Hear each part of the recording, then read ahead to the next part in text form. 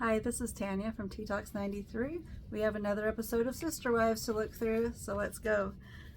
Sister Wives, Season 19, Episode 10, A Man After My Own Heart.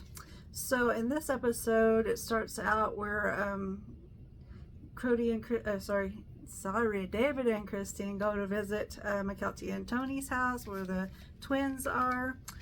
Cody and David are going to babysit so that Mackelty and Tony can have a date night or night out together, and then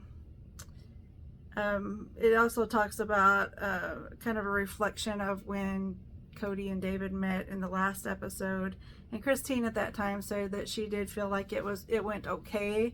I'm sure it could have been better if Cody had opened up more and talked more to David and got some things clarified, but she said it was okay, not too uncomfortable. And then, Christine was talking about how good of parents Tony and Mackelty were, and you could see that Mackelty had these things organized so that each kid had their own things that they needed, which I'm going to ask her about. Like, she's got like 3 different plastic tubs that are for each kid, so I kind of wonder like what was in each one, so I'm going to ask her that when I talk to her this week. Anyway, so then it goes to Mary in Parowan, and she and her friends are painting. I guess it's her bedroom. I'm not sure. It looks like it might be the upstairs of the carriage house. But I thought they did that, and that's where the exercise mats and stuff were. So I wasn't quite sure which building that was, if that was the main house. But they're reorganizing. I think Mary was talking about that being her bedroom. Then they just talked about like how her life was going, like she's not really dating, and she's not wanting to date at that time that they filmed. I know that she has gone on a few dates and had a semi-serious boyfriend there for a while that they're no longer together, but it looks like Mary is like open to love and finding her person, so I truly hope that she does find that person that will be with her forever and gets her. Then it flashes back to Mackelty and Tony's with Christine and David taking care of the babies, and Christine goes into talking about like when the polygamy, like when the Browns were all together in the beginning of their marriage and they were popping out kids like so quick, and she was talking about having like 5 babies at one time that were in diapers, and so she was constantly like changing diapers and feeding and bathing and changing and all these things because most of it was Christine's kids and Janelle's kids. So Cody and Janelle were out making the money and bringing the bacon home basically, and Christine was the one taking care of the babies, so they didn't have to have babysitters and things like that, because Christine, she didn't have like a high degree where she could get a job that it would be worth it really to put 5 babies in daycare.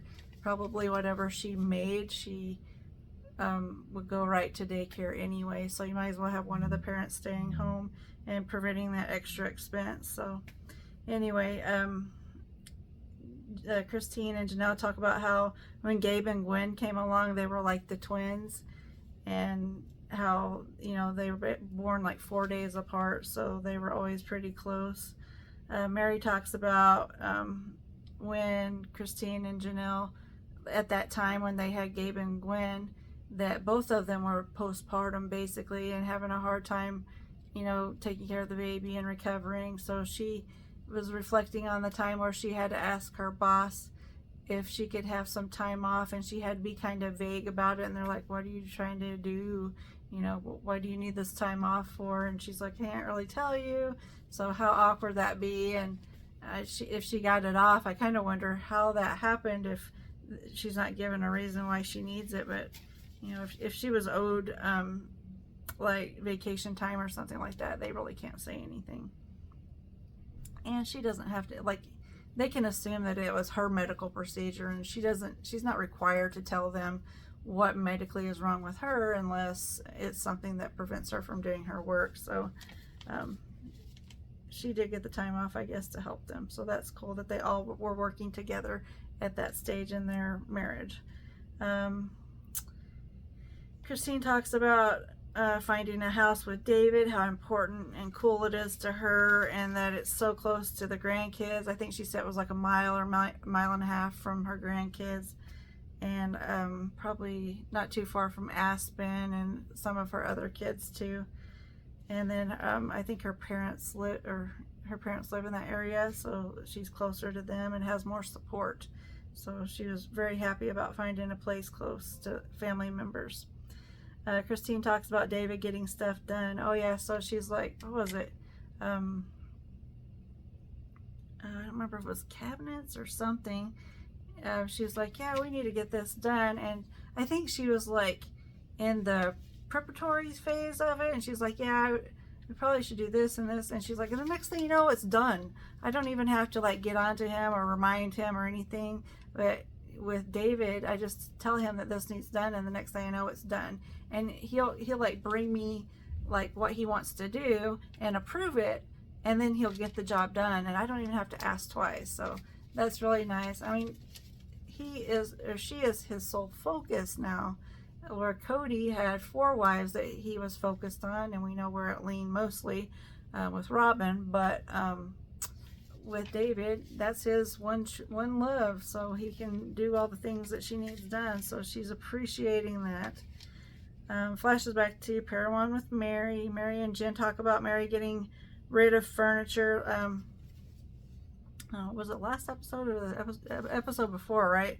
When her brother and sister-in-law came over and she gave the furniture away, and basically Jen was like, well, how did Cody take that? And Mary's like, yeah, it was really weird. Like, he's been pushing me away all this time. And then when I say, yeah, I don't want that to remind me of this, because I'm sure, you know, you're like, we need to move on. I don't want to bring that up constantly, and every time I see it, it's going to make me think of how hurt I was through this whole thing.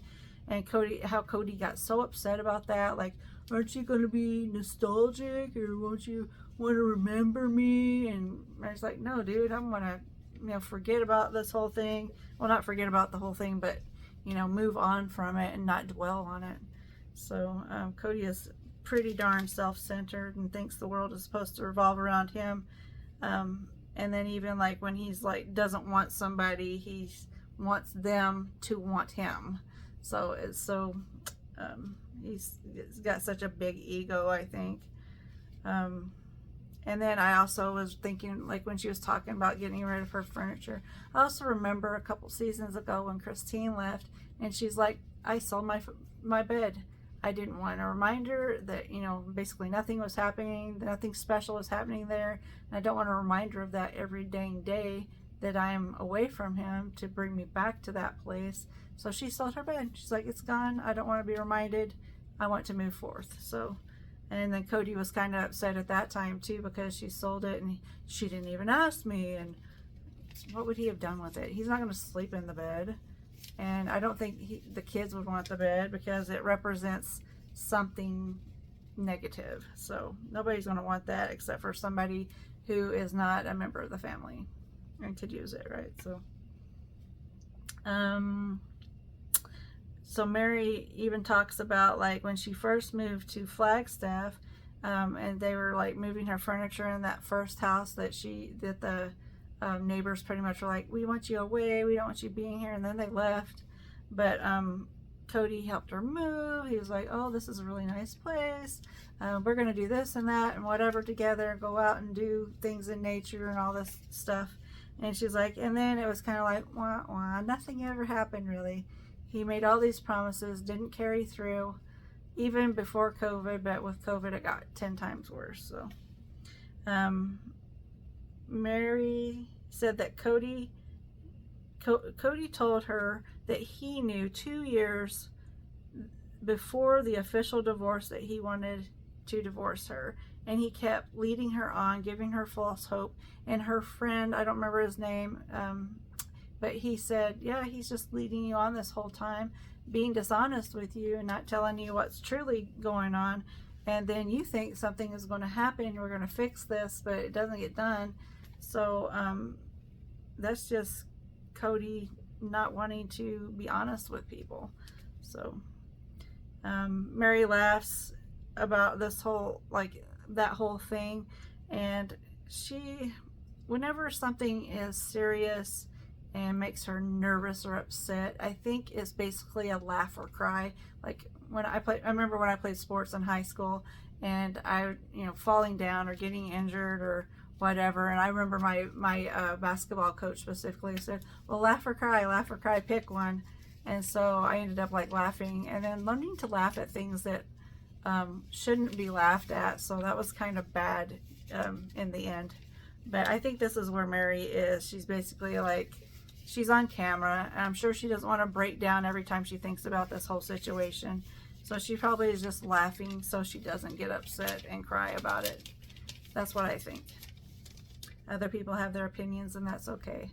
But then it flashes over to Christine and David's new home. So the last episode, they had gone house hunting. They looked at 3 different houses. They had one that was pretty cool. I thought maybe it was the first one, but I think that was the closest one to the one that they chose. I wish they would have gone through the house a little more and shown it, but maybe they wanted to keep a little privacy to it. So I mean, that's okay. But I did see, like, she showed the office space, and that's really cool. The one thing that, oh my gosh, I would be so freaked out is that back patio or porch, whatever you want to call it, that's like way up in the air, and there's like no stable devices keeping it up. I mean, there is, of course, they have to have that for safety, but I guess I'm I'm afraid of heights. So I would probably be so upset without it needs to be like bigger or having more support to it, or I don't know that I would ever go out there personally, but they seem to love it, and that's cool. I think I would definitely do more with it, so no injuries are going to occur on behind my house. So Isabel is helping them kind of they're showing the house to Isabel, and I guess they're getting ready to move in, and Isabel and Christine talk about feeling weird. Isabel thinks it's really weird that it's moving so fast still, but she's starting to accept it more. It flashes over to Janelle mentioning that Christine went to Maddie's house when she had the baby, and she was able to tell Maddie and Janelle all about David and moving in together, and that they found a house and all this kind of thing. So you can just see how close Christine and Janelle and their group of kids are. And even like Christine has mentioned how close she is with Leon, and that's Mary's child. So she is cordial with Mary, and we saw in the last episode that, she still was like, I love you and I wish the best for you. She's like, doesn't want to have a friend relationship with her, but she wants her to have a good life, just not with me, right? But we don't know how Leon and Mary's relationship is. I haven't heard anybody ask about it, but we know from pictures of Christine's wedding, from what Christine says, that she still contacts Leon, and they still have a good relationship, it sounds like, with Leon. Let's see, Mary goes to Cody and Robin's to let them know she's moving from Flagstaff to Parowan earlier than she expected. She's like, I don't need to be here. I don't need to watch them. It's just going to keep breaking my heart over and over again. So she is asking, like, hey, Cody, can you help me move? And he's like, yeah, that's good, as long as you're, not moving in with me. I don't think he said that, but that's kind of what it sounded like in my head. As long as you're not with me, I don't care where you are. And then, of course, Robin's the one that's upset about it, like, oh no, I wanted you to be closer. And I think Robin's kind of the same way, like she wants to keep her dragging along. It seems like she says she doesn't, but then she encourages her to be dragged along for like 8 years, and says, no, I want her to go live her life and do the best. And it's almost like she is saying it because she's supposed to. I don't know how much she really means it, but who knows. So Mary talks about not seeing Robin's kids very much when they were still married, like when they were still trying to work it out. Like Cody kept saying, let's work it out and see what we can do to improve this situation, but he never did. But she's like, I kept calling and I wanted to see the kids, but there's always something going on. Don't know if that was just excuses that Robin and Cody were making so they didn't have to see Mary themselves, or be inconvenienced, but she is basically like, the kids need to know I'm leaving so that they don't think I just abandoned them. So Robin, she's like, okay, well, let's tell them. And you can see like the kids were so excited when Mary is knocking on the door, especially Ariella, whatever. So excited to see Mary. So you could think that, yeah, they probably did have a decent relationship, or maybe Mary was that fun person that showed up with toys or gifts or something. I don't know. And of course, little kids are like, yeah, bring me stuff. But they seemed like they really liked Mary, and even Solomon would seem pretty comfortable with Mary. So I think that they did have a relationship. And then like it flashed back to pictures of back when they were in Las Vegas, and that Mary was over there a lot because they lived pretty close together. So Mary seemed to be over there a lot to see the kids because she was having like empty nest, and they're trying to prevent her from feeling so lonely. So I bet that she did develop a really good relationship with the kids when they were toddlers. And then I don't know if they will ever see Mary again, or very, very infrequently from this point on. And then Cody, oh my gosh, Cody, come on. Cody's like, why are you leaving so soon, Mary? Why is it so early? And Mary's just like, why do you keep doing this? You push me out, want me gone, and then when I'm like, okay, I'm leaving, I'm gone, you're like, why are you leaving so soon, Mary? I'm gonna miss you, Mary. Miss me as what? Miss me why? You divorced me. You said I wish I was never married to her. We never got along. I don't trust her. He said all of these bad things about Mary, and then he turns around to her face and says, I'll miss you. You're such a good person. I'm sorry this happened. I just didn't want to upset you or break your heart or whatever. He's telling her all this crap, all this BS, and she fell for it for a very long time, but I think she's starting to not fall for it anymore. I just wish she would call him out to his face, but I'm sure they're probably not wanting to get into a big heated fight on television. And I'm sure that Cody, you know, he has a lot of influence on how the show goes, and I'm sure that his reputation is so damaged and bad right now, nationally, or whoever is watching the show, that he doesn't want to make it worse. So he's probably trying to avoid fighting with Mary, would be my guess. Yeah, and then Cody, he's on the couch. He's like, well, I don't want to be around Mary and do things with her because she's not safe. What do you mean she's not safe? Because she doesn't have the same opinion as you, and she might argue with you about what happened or what needs to happen or whatever. I thought, I thought before, like, I thought Cody had guts. I thought he, had some spine, backbone, whatever you want to call it. Like when he drug his family out into society, into the rest of the community, the outside community, on national television, I thought that took guts. Whether it was right or wrong, I thought it took some guts to do that. And now it seems like Cody is like withdrawing and pushing people away, not taking responsibility, and it's like he has no guts. He's becoming more and more of a coward. But then, like, when he does like get himself worked up so that he does have some guts, he goes completely ballistic and takes it like to the whole other side of the pendulum and acts like totally crazy. So I say it once, I say it 1,000 times. Cody needs some intensive therapy, And I know a lot of people have said, like, I think he's narcissistic, and a lot of times narcissistic are like, nothing's wrong with me, it's all wrong with you. So they don't go to therapy because they're afraid that the therapist is going to tell them they're wrong. And it's going to hurt their ego, so they don't go. But if you remember, like when Cody and all of them, and Cody and Mary and Janelle and Robin and Christine all went to the therapist together,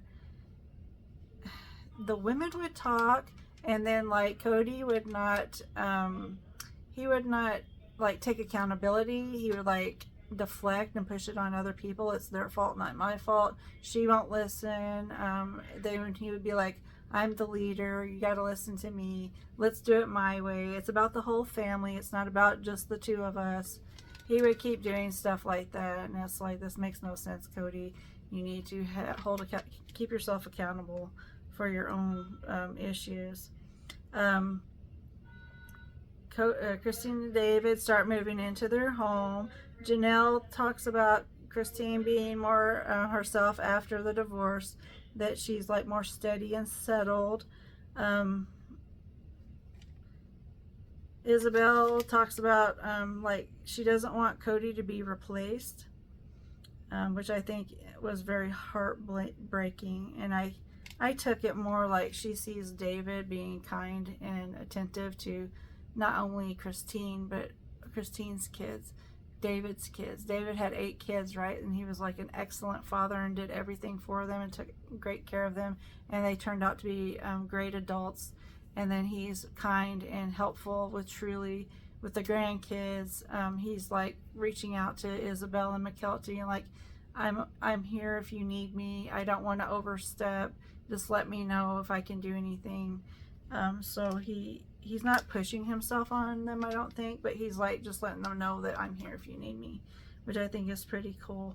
But you know, Isabel, she's like, I think she's just like in shock, but because she's like, my dad never acted like this, or he wasn't there for us like this man is, who doesn't have to be. So I think she probably like, it probably freaked her out, and she's probably like, so if David's doing all this, is my dad going to see that and not want to participate in my life because I already have that position filled, basically? So I could see where Isabel was concerned.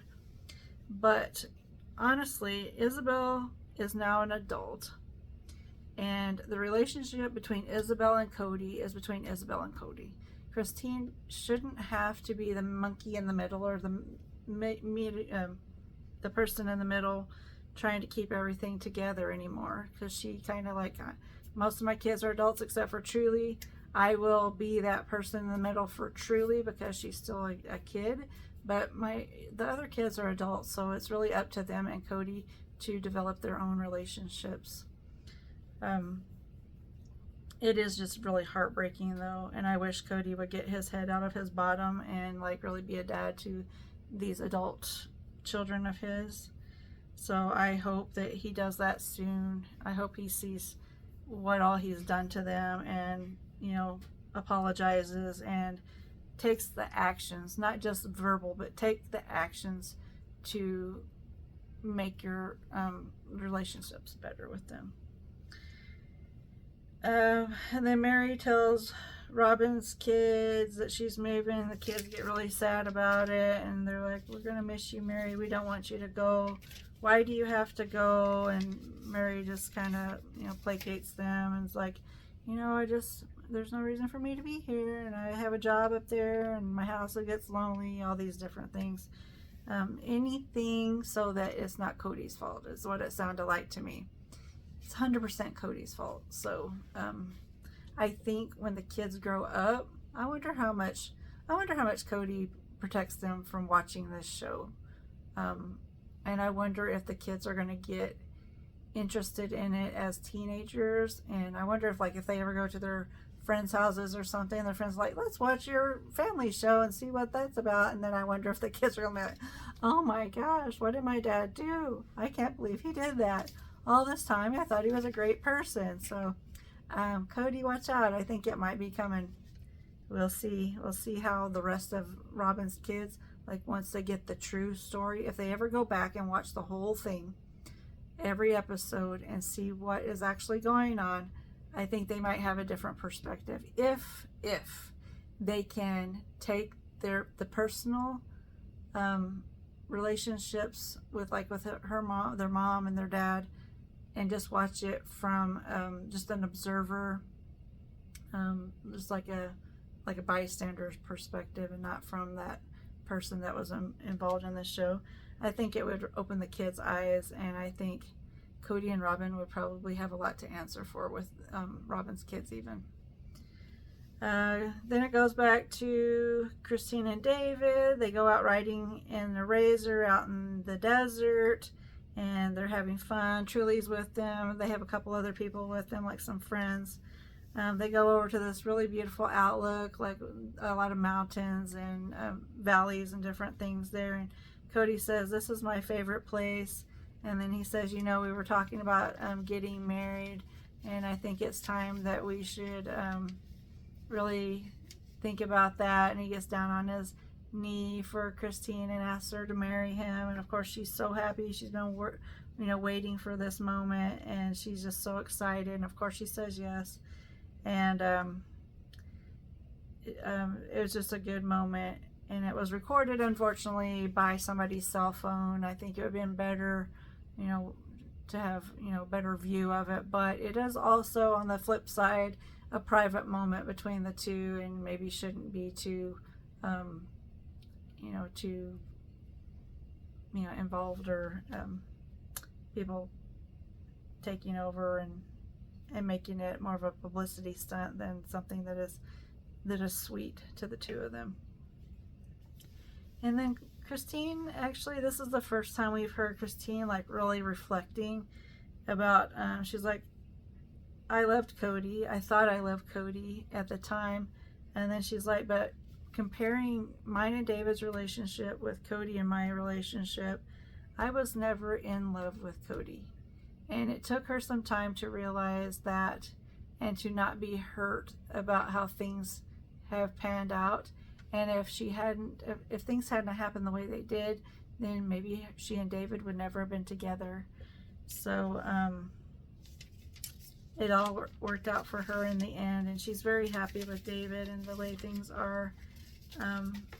There's still, of course, as we know from the media, there's still some things that needs to be straightened out with finances and Truly and these kinds of things. So it'll be interesting to see how that goes over the next few weeks. We have a few more episodes left, it seems like. I kind of feel like a lot of people, it's like little pieces of information coming out in each episode. Some of them are like, "Oh, I knew it," or but it is feeling pretty slow. But we've been with this family for how many years now? 12 years, 19 seasons almost. So, it'll be interesting to see how it all turns out. I watch Patreon with McKelty, and I think she and Tony are pretty cool. And I know a lot of people give her a lot of crap, but she is the daughter of divorced couple that is not just divorced, but in a interesting and strange situation, divorce with a polygamy aspect. So I'm sure it is tough to deal with, even as adults. I was a kid from a divorce, not polygamy, but my family, both sides were Christian, different Christian faiths, and it can be really nasty and ugly when people divorce and when kids are in the middle of it, and when they're fighting, you think it's your fault, and actually, I've heard one or two times that it made me think that it was my fault, something that was said. But I was a little bitty kid. I was 5 years old, so there's no way it was my fault. It was totally the adults. But and then my dad was there every day, and then all of a sudden he's not there anymore, and I saw him 2 weekends out of the month. And then he got a step family, just like Cody got Robin, which is basically Christine's kids' step mom and family. And everything was about my dad's step family, even though they never had biological kids together. He had step kids, but it was always about them. I had to fit in with them.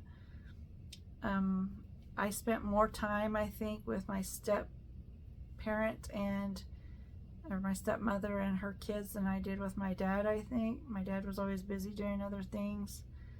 We had a lot of conflicts because of the way I was raised with my mom versus her, and the way she was raised and how she's raising her kids. There were some times that I think honestly, my mom probably would have gotten into big arguments or whatever with my dad and my stepmom, and I think that there's a few times that I don't know if I prevented it, or I would beg my mom, please do not make a big deal out of this. You know, maybe I was abused or neglected or whatever at different times, because that did happen. But I would just beg her, because I just wanted to maintain a relationship with my dad no matter what. And it was kind of like, if I can't tolerate it, then I will come to you, but please don't prevent me from having a relationship with my dad. So she never did. There's a few times that she threatened because of some things that were said.